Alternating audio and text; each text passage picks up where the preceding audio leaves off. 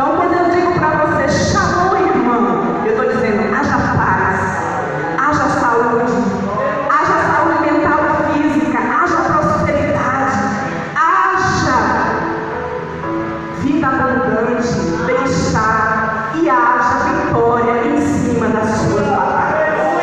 É uma palavra completa. Eu gosto dessa saudação, sabe, irmão? Shalom. Shalom. Aí de sábado eu costumo dizer Shabbat Shalom. Um sábado de paz, de prosperidade, de vitória, de bem-estar. Eita, glória a Deus! Shalom para a sua vida, shalom para a sua casa, shalom para a igreja.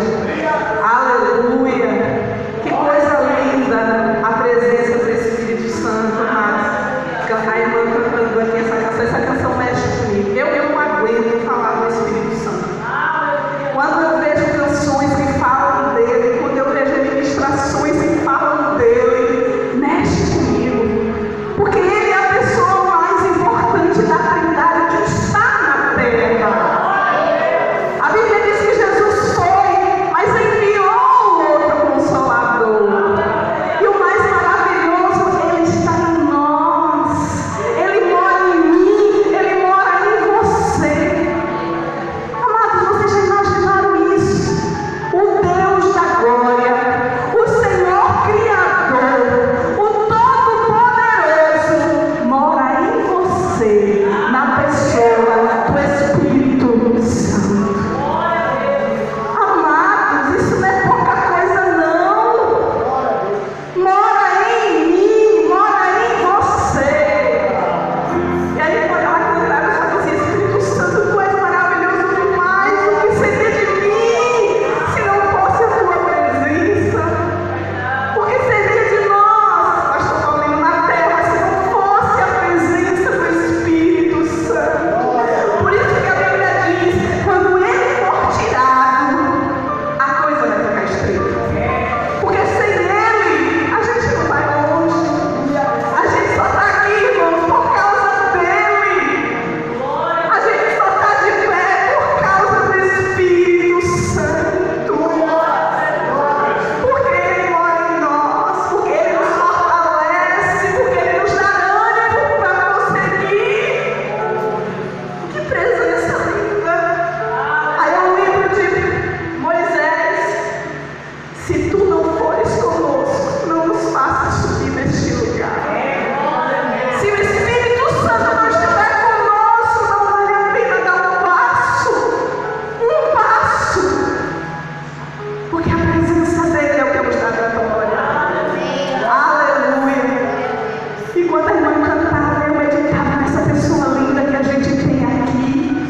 Jesus está representado aqui na pessoa do Espírito Santo.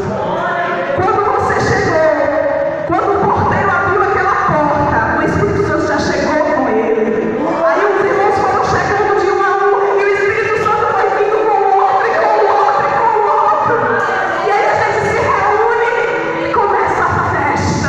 Ele começa a tocar, toca em mim, toca em você, toca no outro, e a gente vai dando glória, e ele vai se manifestando, ele vai se movendo, ele vai curando. Aí a gente que chega quebrado, cansado, doído, a gente sai fortalecido, restaurado, sacudidos pela presença do Espírito Santo. Oh, amados, não tem preço. Se o mundo soubesse o que temos, se o mundo tivesse vendo o banquete que a gente come todo dia que desce do céu, estariam aqui conosco. Mas eles podem ver através de mim e através de você. Eu estava em casa hoje de manhã e eu fiz: Senhor, nós vamos cuidar aí, se for dar a oportunidade.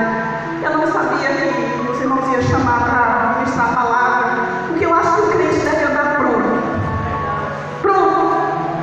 Você vai para casa, comungar com os irmãos e louvar o Senhor, você tem que ir com o Espírito pronto para ele usar como ele quiser. Aí eu perguntei: se for me dar a oportunidade, Jesus, eu vou dizer o quê? Eu vou ministrar o quê? Eu vou cantar o quê? Eu vou orar o quê? E dá a direção. Amados, foi instantâneo.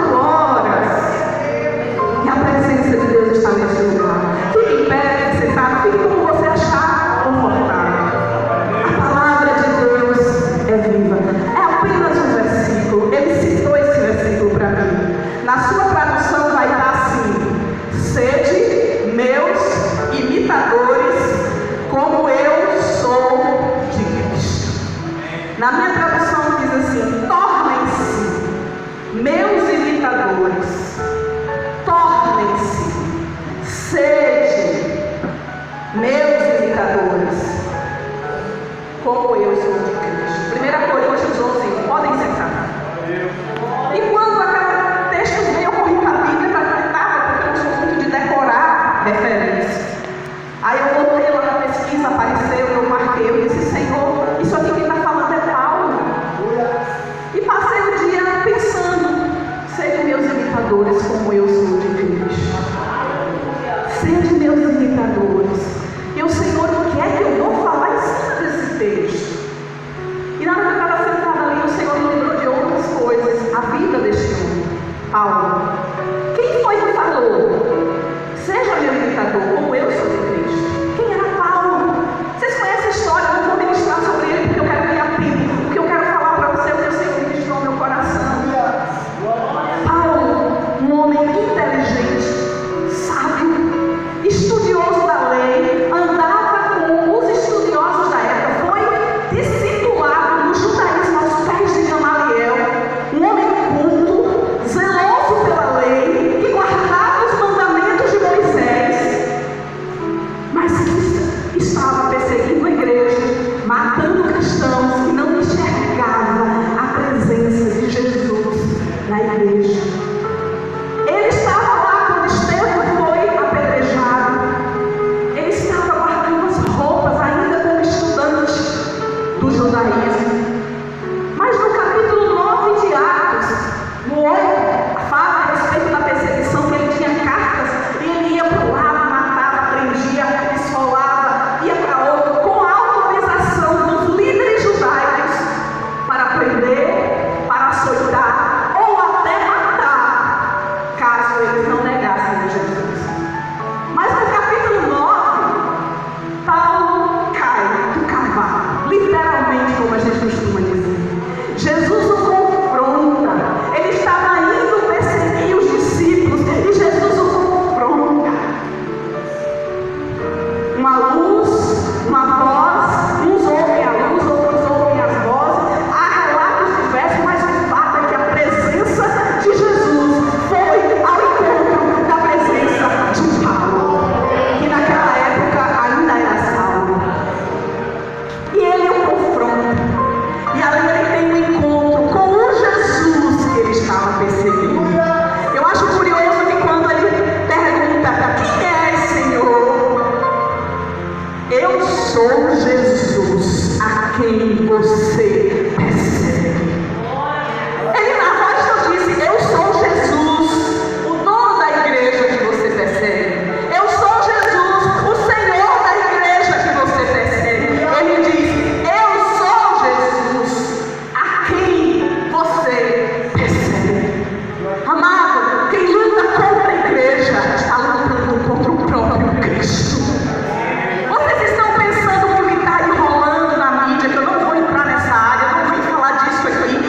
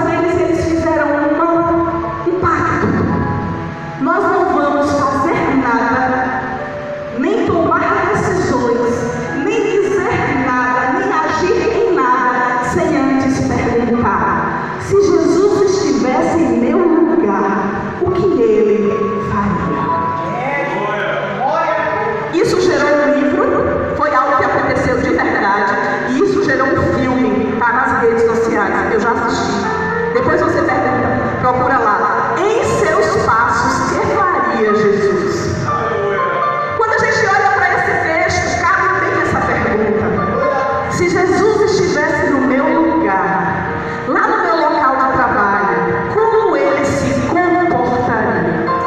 Se ele fosse Tati, ali onde ela trabalha, onde estuda, na rua onde ela mora, como Jesus se conduziria? É uma pergunta, amados, que vai mexer conosco. No dia que nós começarmos a pensar dessa maneira, muita coisa vai mudar em nossa vida. Será que Jesus agiria assim, assim e assim como eu estou agindo? E esse avivamento aconteceu lá, e eles começaram a agir como se Jesus fosse neles. E eles começaram a se comportar de uma maneira reta, pura e santa, como Jesus se comportaria se estivesse no lugar dele. E aquilo gerou um tremendo avivamento. Centenas de almas se converteram, vidas foram libertas pelo testemunho de um grupo que ousou caminhar como Jesus caminhou. Amados, isso é forte. Outra vez eu li um relato da igreja de Pyeongchu, na Coreia. Eles eram pequenos na época, vocês sabem que é a maior igreja do mundo, é a igreja da Coreia. E quando eles ainda eram pequenos, eles montaram estratégias. Eles começaram orando em reuniões de oração, e eles começaram a traçar estratégias para ganhar as pessoas. Vocês sabem que o Japão é um país que é muito místico, tem muita idolatria, muito misticismo, e havia muita rejeição ao evangelho. Há locais daquela região que são comunistas, e houve algo que eles faziam. As senhoras, as jovens, os homens, eles iam para pontos de ônibus para ajudar pessoas a atravessar a rua com sacolas. Eles iam para os elevadores para ajudar pessoas a subirem nos apartamentos carregando as compras. E enquanto faziam isso, eles iam falando de Jesus. E o que tocava as pessoas não era o que eles falavam, mas como eles se comportavam. Porque um país daquele onde cada um vive sua vida, cidades grandes, onde todo mundo só se preocupa consigo, tinha uma pessoa ali que se preocupa com as compras que você está carregando pesada. É alguém que pensa diferente. E isso causou um grande avivamento naquela igreja, e centenas de pessoas se converteram pela conduta dos crentes que passaram a olhar para o outro e não para si. O que é que Paulo está dizendo para nós esta noite? Me imitem. Depois que Paulo passa pela experiência de Atos 9, o que é que ele passa a fazer? De militante do diabo, ele passa a militante de Cristo. O mesmo entusiasmo, a mesma garra, a mesma força que Paulo tinha quando era perseguidor, ele dá, ele joga, ele se debruça no trabalho do reino. E ele se torna um dos maiores pregadores daquela época. As cartas estão aí para provar isso. Paulo foi o maior missionário que a igreja primitiva já viu. E Deus está nos chamando nesta noite a seguir o exemplo de Paulo, assim como ele está seguindo e seguindo o exemplo de Cristo. Quando você chegar na sua casa nesta noite, reflita: a partir de hoje eu quero agir como se Jesus estivesse no meu lugar. Amados, isso vai fazer uma diferença. Nós estamos no povoado, moramos num município pequeno de 27 mil habitantes em média. Eu não lembro quando foi o último censo, mas é mais ou menos isso. Imaginem uma igreja militante, uma igreja focada no amor de Cristo, que começasse a andar no padrão de Cristo. Só falar o que Cristo falaria, só agir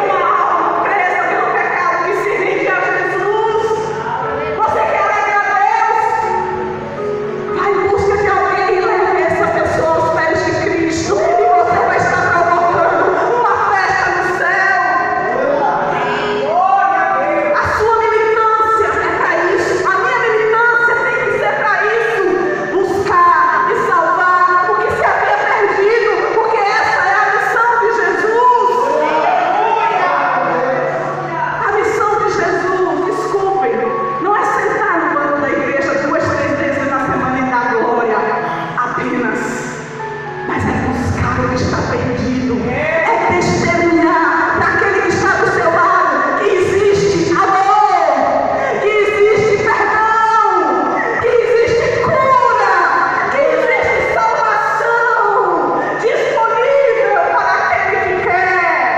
Aleluia! Ame mais e julgue nada, nem menos, porque o nosso papel é sermos como Paulo, que foi como Jesus.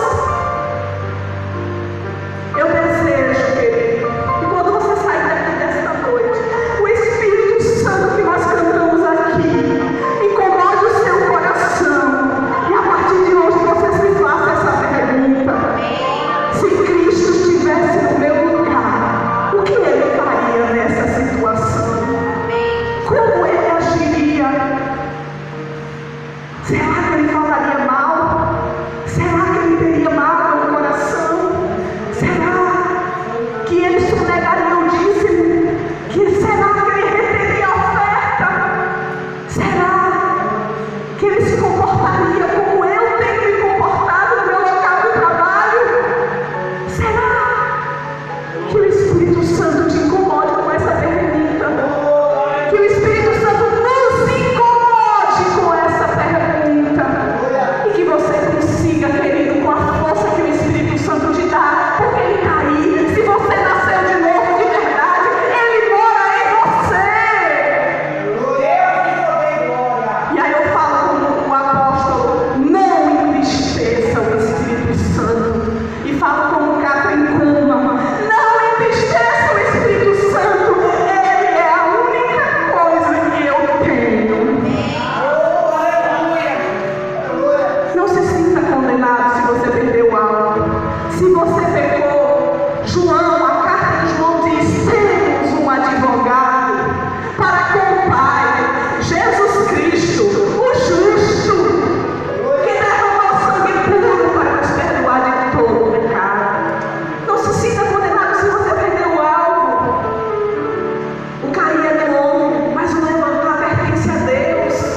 Se levante, mude de postura e comece a andar fazendo essa pergunta: se Jesus estivesse no meu lugar, como é que ele se comportaria diante dessa situação? Eu duvido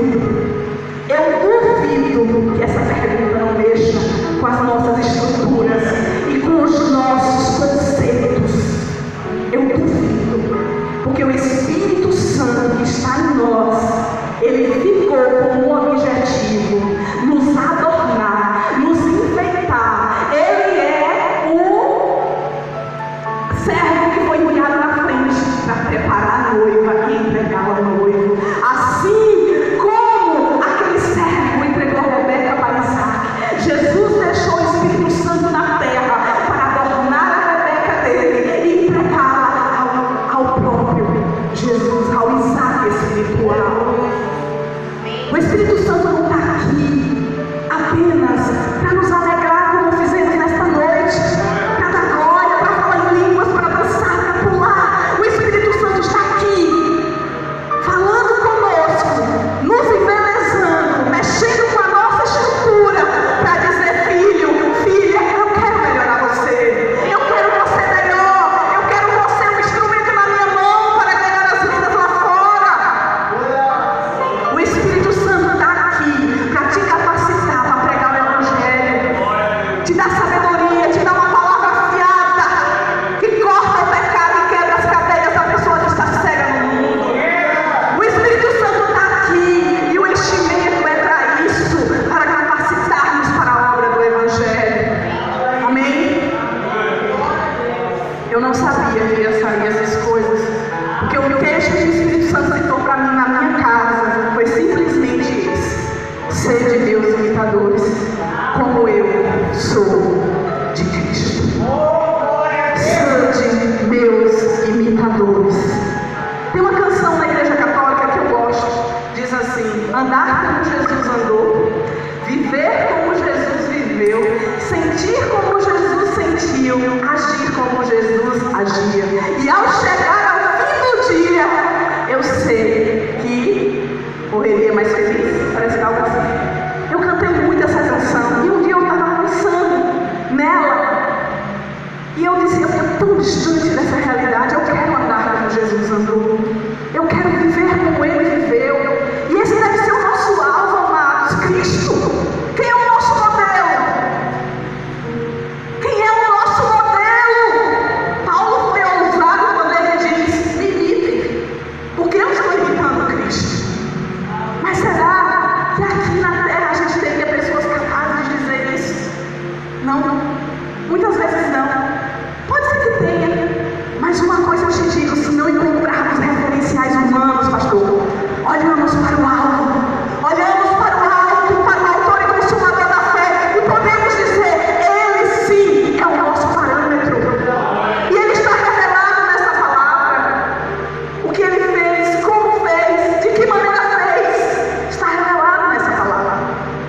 conclamo você, como o Espírito Santo me conclamou nesse dia.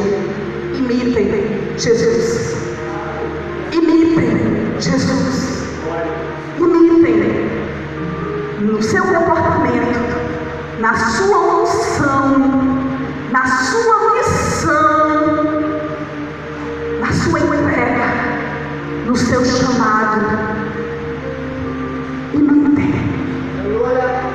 Amados, Filipenses diz que ele se despojou da sua glória, se humilhou, desceu à terra em forma humana. Jesus lavou os pés dos seus discípulos. Jesus perdoou quem estava crucificando ele na cruz.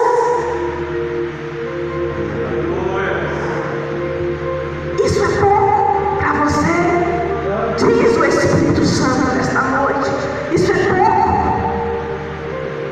Quantos de nós não querem se humilhar porque estamos inflados em egos?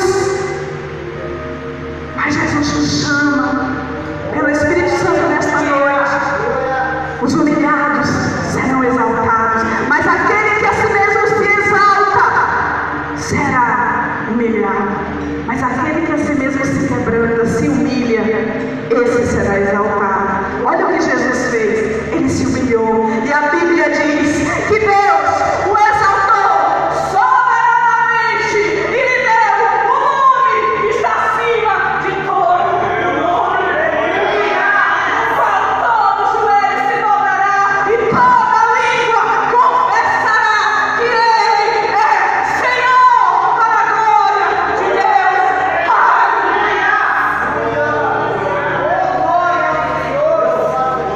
Foi exaltado ou não foi?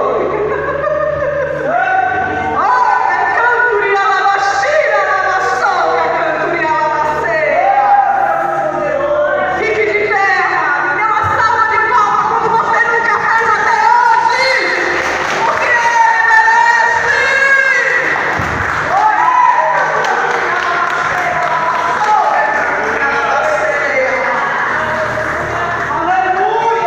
Deus o exaltou soberanamente e lhe deu o nome que está acima de todo nome.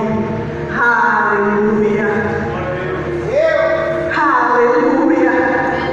A minha oração é que hoje você saia daqui com uma bagagem diferente e com uma